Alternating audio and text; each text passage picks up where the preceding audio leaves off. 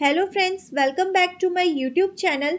इस वीडियो में हम लोग डिस्कस करेंगे ईवीएस के इम्पॉर्टेंट क्वेश्चंस। ये क्वेश्चंस आपके सभी एग्जाम्स जिसमें ईवीएस पूछी जाती है उसके पॉइंट ऑफ व्यू से इम्पॉर्टेंट है। तो स्टार्ट करते हैं। क्वेश्चन फर्स्ट है आपका, निम्न में से कौन सरोवर या झील में तेजी से वृद्धि करते हैं? सरोवर मतलब तालाब या फिर झील में तेजी से वृद्धि करते हैं। ऑप्शन फर्स्ट है आपका सिंघाड़ा, सेकेंड है हाइड्रिला, थर्ड है आपका जलकुंभी, फोर्थ है नागफनी। तो इसका ऑप्शन नंबर 3 आपका सही हो जाएगा, जलकुंभी। जलकुंभी प्लांट होता है जो मतलब पानी में तैरने वाला एक प्रकार का प्लांट होता है। ये मतलब आपको पहले अमेज़न पे मिलता था, लेकिन अब क्या है, पूरे वर्ल्ड में फैल गया है। जलकुंभी सबसे पहले भारत में बंगाल में अपने खूबसूरत फूलों और पत्तियों के आकार के कारण लाया गया था। भारत में इसे बंगाल का आतंक भी कहा जाता है।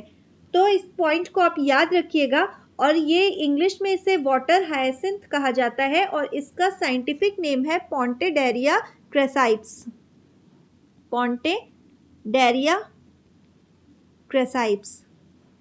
इंडिया में इसको पहली बार क्यों लाया गया था?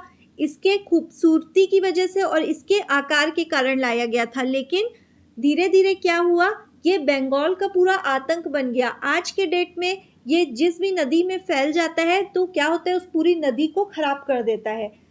तो इसलिए ये सबसे तेजी से वृद्धि करने वाला प्लांट होता है। सेकेंड है आपका, वन के पेड़ों की छालों पर उगे मिलते हैं। मतलब जो पेड़ की छाल होती है उस पे उगे हुए मिलते हैं। तो ऑप्शन फर्स्ट है आपका जीवाणु, सेकेंड है लाइकेन, थर्ड है कवक या फिर फोर्थ है आपका मॉस। तो ऑप्शन नंबर 2 आपका सही हो जाएगा, लाइकेन जो है इसका सही आंसर है।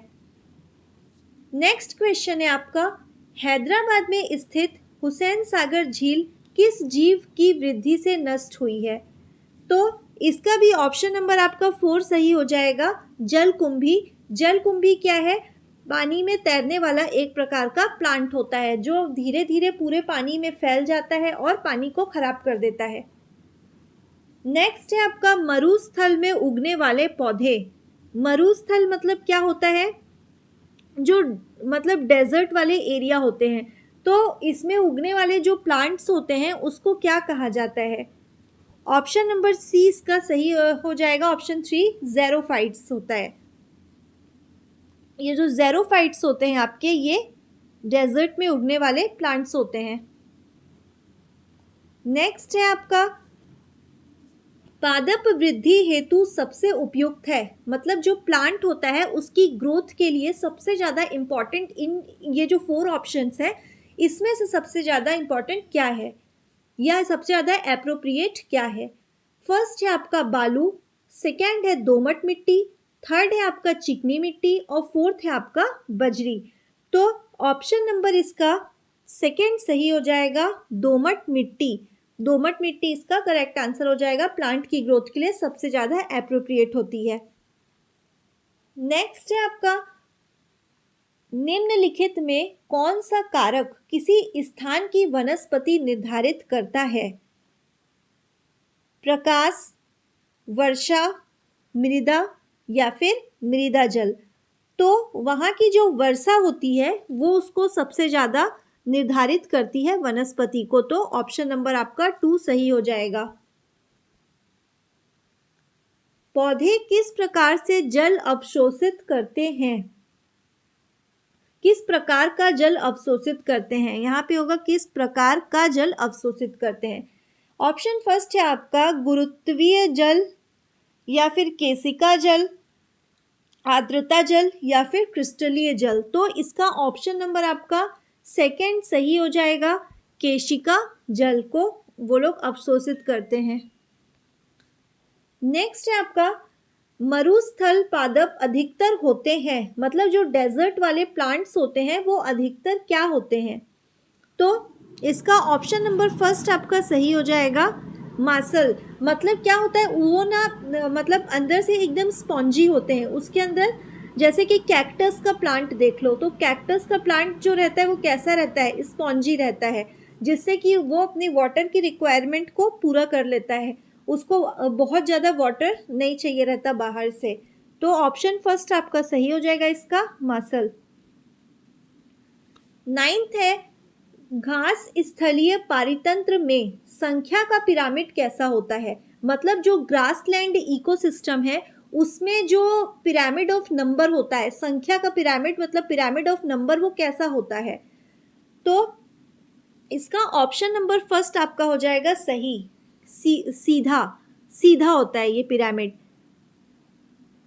तो ग्रासलैंड इकोसिस्टम में जो नंबर रहता है, पिरामिड ऑफ नंबर, ये जो नंबर का पिरामिड बनता है वो सीधा बनता है।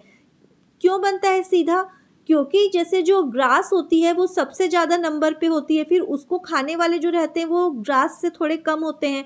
फिर ये जो मतलब ये तो प्राइमरी कंज्यूमर्स थे, फिर सेकेंडरी कंज्यूमर्स जो नंबर रहता है सेकेंडरी कंज्यूमर का वो प्राइमरी कंज्यूमर से कम रहता है, फिर टर्शियरी कंज्यूमर थोड़े और कम होते हैं, फिर धीरे धीरे टॉप कार्निवोरस जो रहते हैं यहाँ तक पहुँचते पहुँचते उनका नंबर और कम होते जाता है।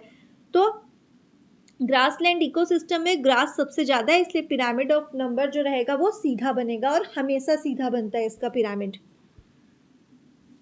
नेक्स्ट है आपका पारितंत्र में ऊर्जा का पिरामिड होता है। ऊर्जा यानी पिरामिड ऑफ एनर्जी। तो ये जो एनर्जी का पिरामिड है ये कैसा होता है? सदैव उल्टा। पिरामिड ऑफ एनर्जी जो है आपका, ये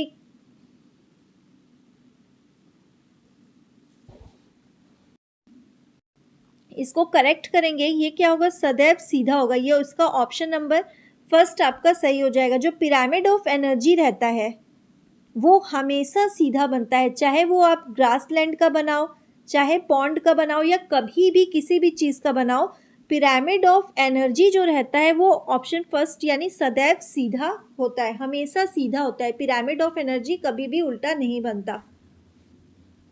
नेक्स्ट है आपका, एक तालाब के पारितंत्र में जीव भार का पिरामिड होता है। तो तालाब में यानी जो उसका पॉन्ड का इकोसिस्टम होता है वो क्या, उसमें पिरामिड ऑफ बायोमास, बायोमास मतलब उसका जीव भार का पिरामिड कैसा होता है? तो उल्टा होता है। तो इसका ऑप्शन नंबर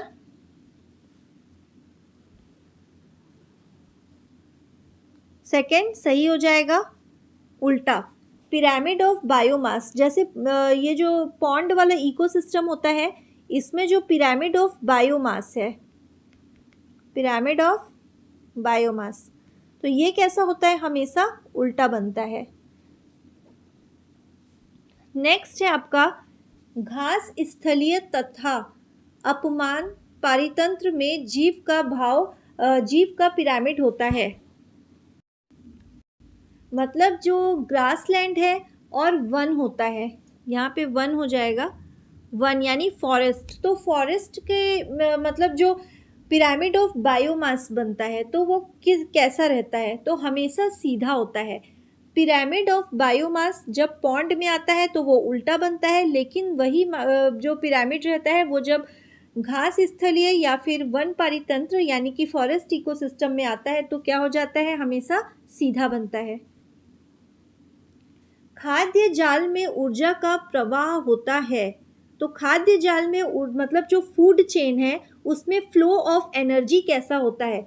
तो हमेशा एक ही डायरेक्शन में जाता है, इसलिए ऐसे सीधे डायरेक्शन में जाता है। तो मतलब एक दिशीय इसका करेक्ट आंसर हो जाएगा ऑप्शन नंबर फर्स्ट।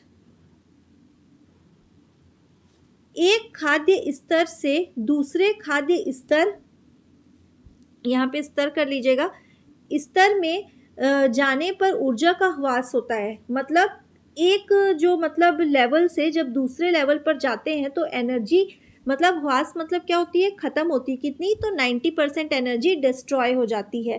तो ऑप्शन नंबर इसका 4 सही हो जाएगा। नेक्स्ट क्वेश्चन है आपका, सर्वप्रथम पारिस्थितिक स्तूप की कल्पना किसने की थी? सबसे पहली बार पारिस्थितिकी स्तूप की कल्पना किसने की थी? चार्ल्स एल्टन ने। ऑप्शन नंबर फर्स्ट आपका सही हो जाएगा, चार्ल्स एल्टन। सूर्य प्रकाश में उगने वाले पादपों को कहते हैं, जो मतलब सनलाइट में उगते हैं वो वाले प्लांट को क्या कहा जाता है?